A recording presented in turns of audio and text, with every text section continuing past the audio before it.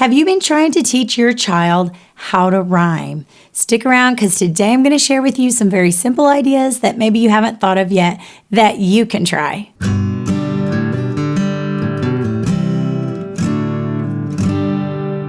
Let's start with the first most obvious answer, and that is to expose your child to rhyming through books. So you're going to want to read lots of rhyming books, which pretty easy to find for younger age children. We pick up many books at the library, but I have a couple of examples today to share with you that are part of our own personal library. So one of the ones that I would like to share, I had as a child. This is a newer copy of it, but it is Over in the Meadow. So let me show you a little bit about how I read rhyming books with my child. So this is Over in the Meadow.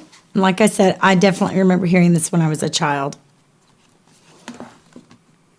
Over in the meadow, in the sand, in the sun, lived an old mother turtle and her little turtle. I might hold up one finger and let my child guess one, or go ahead and read it if they don't get it, since it's the first page. Dig, said the mother. I dig, said the one. So he dug all day in the sand, in the sun. Let's listen to that again. It rhymes. Dig, said the mother. I dig, said the one. So he dug all day in the sand, in the sun. One sun. Can you say that? And I would have my child repeat it. And they're going to get used to the habit of how the pattern that this book follows. Over in the meadow where the stream runs blue lived an old mother fish and her little fishes two. Swim, said the mother. We swim, said the two. So they swam and they leaped where the stream runs blue. Two, blue. Can you say that? Let's try it again. This time, if I stop, you tell me the word, okay? Swim, said the mother. We swim, said the two. So they swam and they leaped where the stream runs blue. That's right. Good job. And it's just going to continue that way because it's a counting book also, as well as a number book. Here's just another example that I found on our library, and that is Bear Stays Up for Christmas. So I'll show you that one a little bit as well. Now, this book rhymes all the way through, so I just opened it up to a couple of pages. Come on, says Badger, time to follow me. In Pine Grove Glen, there's a fine Christmas tree. Me, tree. They rhyme. So they stomp through the woods and they tromp down the track. They hoist up the tree onto Big Bear's back. Track, back. And of course, you can read it through and pause when you get to the word that rhymes with the earlier word and let them guess it. Now, don't forget nursery rhymes as well. You can sing nursery rhymes on apps and websites such as Starfall. You can find them on audiobook so you can hear them. Your child can listen to them at night when they're in bed. But the main thing is that they're hearing the rhymes over and over and over, getting their ears used to hearing, something sounds a little different about those words because they sound alike. The second thing you can do is to actually point out the spelling of some word family groups. Now, I know not every word pair that rhymes is spelled the same way. However, earlier on when you're working with these short words that have 3 letters or so, many of them are spelled the same way with the same spelling pattern, and you can show that to your child. Let me show you what I mean. This is the word app. App. Cap. What rhymes with cap? Rhyming words sound the same at the end, so I'm going to keep these letters and just change the beginning of the word. Instead of cap, now we have app, tap. So it was cap, now it's tap. Cap, tap, they rhyme.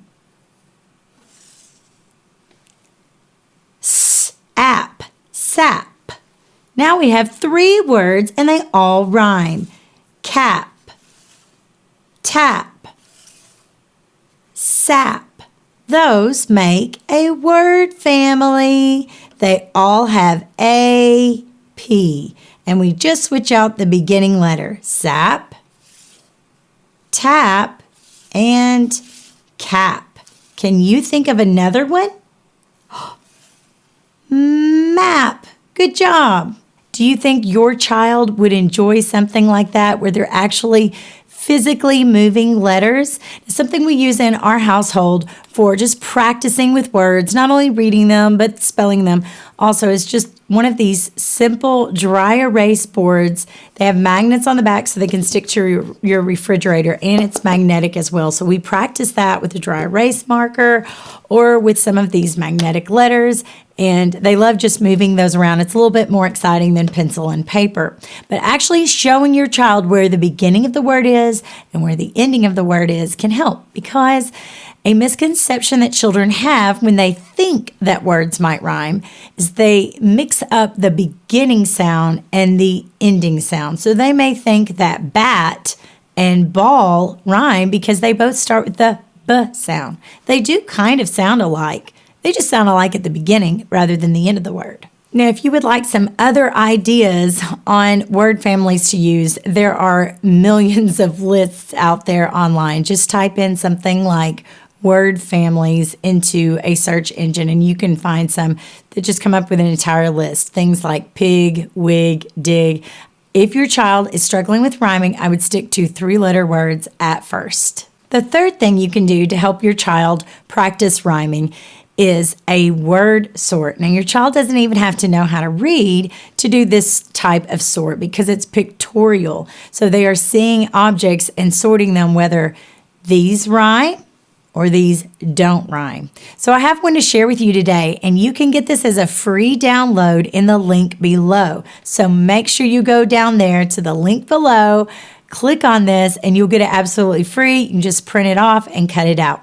This is not a cut and paste activity, though. It's not meant to be glued. It's meant to cut out, and you can move it around, stick it back in a Ziploc bag, and reuse this sort. It's just meant to give you an idea and something to try for a while, because it would be really easy to make one of these on your own just by cutting out pictures from the newspaper. So let's take a look at this rhyming sort. Now, in your free download, you'll get a simple paper like this that's split into 2 categories. Words that rhyme, but words that just have the same beginning sound. They don't rhyme, but they do sound alike because they have the same beginning sound. This is usually where the biggest misconception is with children on rhyming. They know words sound alike, and they think just because they sound alike, they rhyme. So you'll get a set of directions on what to do and how to use it, but I'll show you briefly. And then at the bottom, you'll get an idea to extend the learning. So I've already cut out some of these pictures, so let's just go through a few of these together until you get the idea. Okay, so on each card, you'll have 2 pictures, so you don't want to separate the pictures. We have can, fan. Can, fan. Do they rhyme? Yes, so let's put them in the rhyming category. What is this? Kite, light. Kite, light. And you can have your child name these and decide whether they rhyme or not.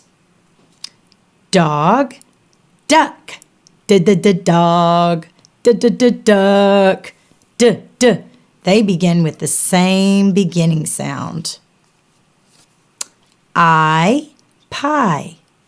They rhyme. Cat, cow. Cat, cow. They begin with the same beginning sound. Train, plane. Train, plane. You might even ask your child, do they start the same? Train, plane. They do not. Do they rhyme? Train, plane. Yes, they rhyme. And as you can see, you have plenty to practice here. Remember, you are not going to glue these down. You want to save them for later that you can resort and play again. Here are some things to remember before you go. Rhyming is a process. It does take time.